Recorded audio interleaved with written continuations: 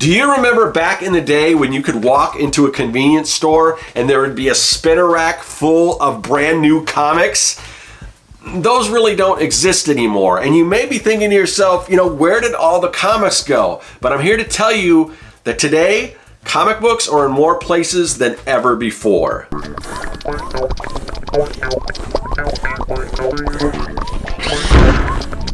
Greetings everyone, welcome to the underground lair where we bring our creations to life. I'm Scott with Serkworks Art Labs. I'm a professional illustrator, designer, and mad creator. I also create comics, and I am a lifetime fan of comics.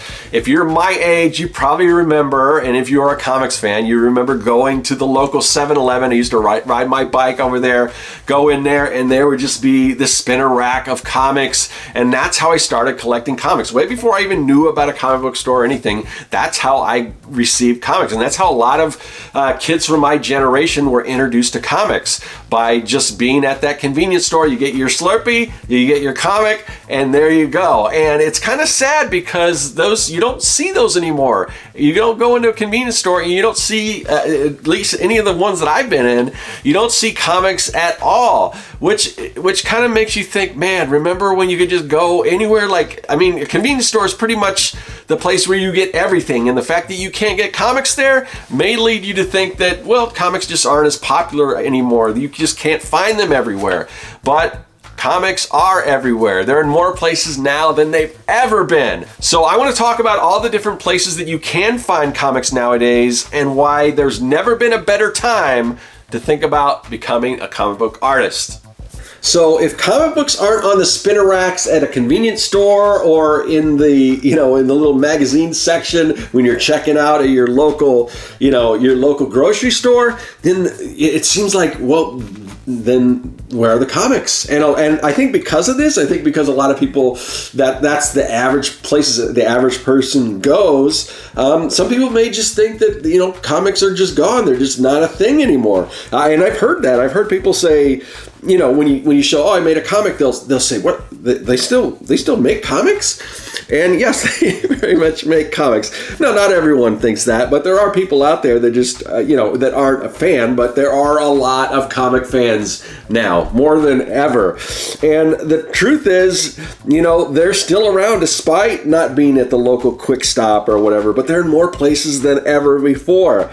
Comics as an art form, it is just, it's just amazing, it's amazing how big it is right now. And if you're sort of living in a bubble, you may not realize that, but really comics are everywhere. And I think there's reasons for that. When I was a kid, comics were definitely frowned upon. And this is coming up, and if you're even older than me, with the whole, Frederick Wertham thing with the seduction of the innocent, where, the Comics Code Authority was established and all that.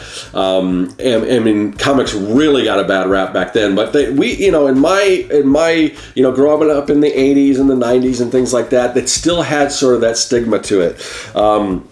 But, nowadays, we're grown up. The people who enjoyed those comics are grown up, and they are encouraging their kids to read comics. They're not like looking at comics as this lesser known art form or whatever, in most cases. And because of that, parents will take their kids into a bookstore, and if you go into a bookstore, there are huge sections of comic books, graphic novels, and they may not be the floppy comics that a lot of us remember, but trades and graphic novels, those are huge. And yes, they are still comics. They're collected, or they're meant to be long form comics. But, when you walk into a bookstore, that wasn't the case before.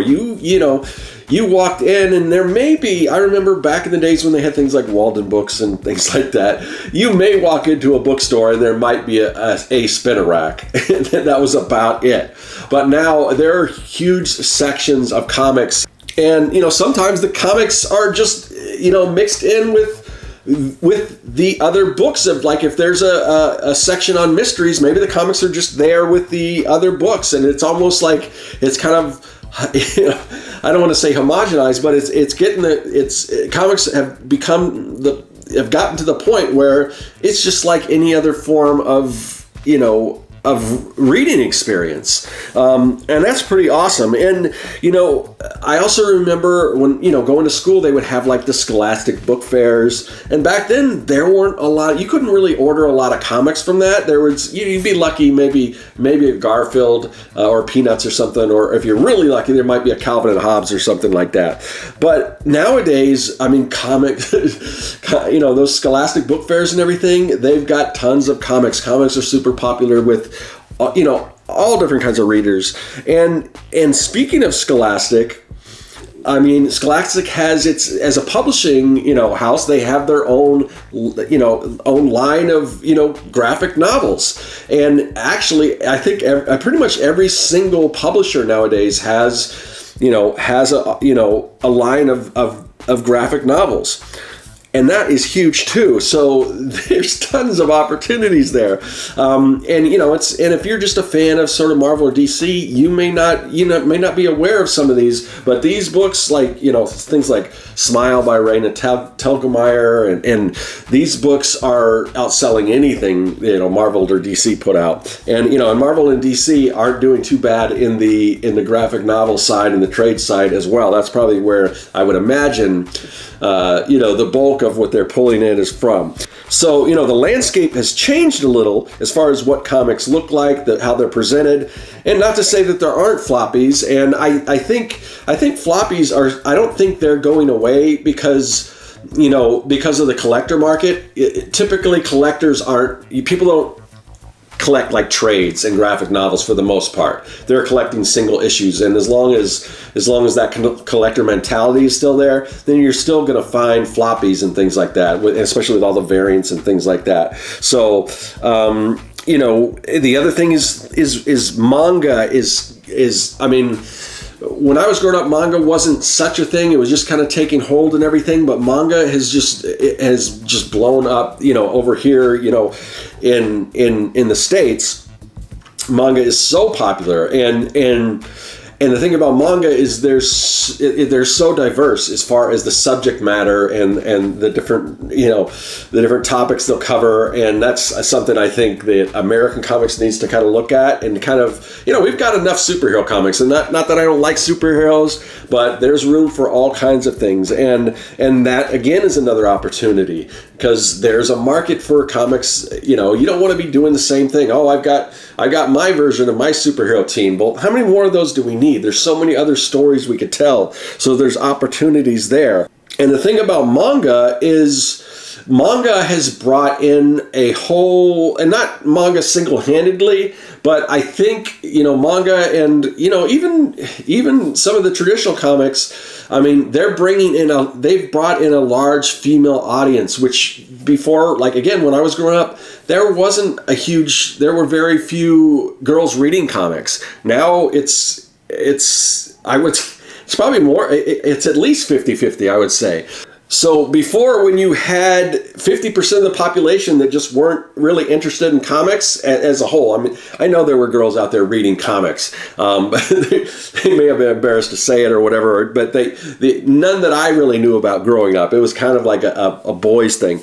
But so that has opened up, more opportunities, and not just printed comics, but and the huge. Right now, web comics, webtoons are massive right now. The amount of titles on webtoons, and that doesn't mean just because digital comics and everything are huge right now, that doesn't mean that print comics are dead, because webtoons is now publishing in print. They're an actual print publisher now, and they've got like New York Times bestsellers like Laura Olympus. So when you I think we need to, as cartoonists, we can't zone in on like one little aspect of comics and say, well, that's comics.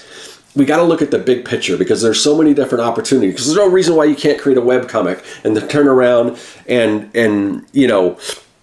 do a print version of that, or do it in different languages, or do it different styles. There's so many different ways that you can present comics, and because there's so many different markets and so many different niches that people are hungry for comics. And comic shops, I don't think they are going away. At least, and this is sort of anecdotal, but my local comic book store, they just expanded and to a bigger space and everything. So whereas before, and back when COVID hit, a lot of people were predicting that was the end of comic stores. But during COVID, I know my local comic store thrived because they're sitting home with nothing to do. What better to do when you have nothing to do than read comics? Other opportunities out there, Kickstarter, Indiegogo, crowdfunding, all these different crowdfunding platforms. It's a way for, if you don't have to worry about, getting selected to do a comic book for Marvel or DC or submitting things like that.